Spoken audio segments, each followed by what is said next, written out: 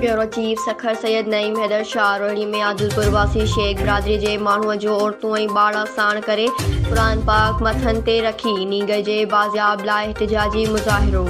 जिगर जो टुकड़ो वापसि कराए ॾियण जो मुतालबो। तफ़सील मूजिब रोहिड़ीअ जे इलाइक़े आदि टकरे में आदिलपुर जे रहवासी शेख बिरादरी पंहिंजनि माइटनि सां गॾिजी औरतूं ऐं ॿार साण करे कलाम पाक मथनि ते रखी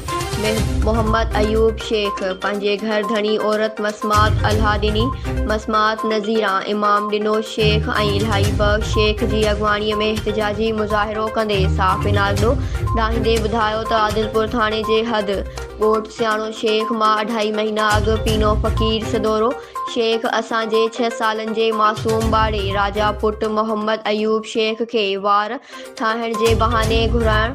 वठी अगवा करे खणी हलियो वियो आहे, जंहिंजो हिन महल ताईं को बि ॾस पतो नाहे पइजी सघियो। आदिलपुर थाणे ते NC दाख़िल कराइण बावजूदि आदिलपुर पुलिस ॿाड़े खे बाज़ियाब कराइण लाइ का बि मदद नाहे कई, जंहिं करे नींगर जी अमर मसमात अल्हा ॾिनी रोई रोई बेहाल थी वई आहे। मुज़ाहिरीन क़ुरान पाक जा वास्ता ॾींदे DIG सखर ऐं SSP घोटकी खां मुतालबो कयो आहे त पीनो फ़क़ीर सदोरो शेख जी ॻोल्हा करे उन वटां असांखे पंहिंजो जिगर जो टुकड़ो बाज़ाब कराए ॾिनो वञे। News Sindh express news Sukkur.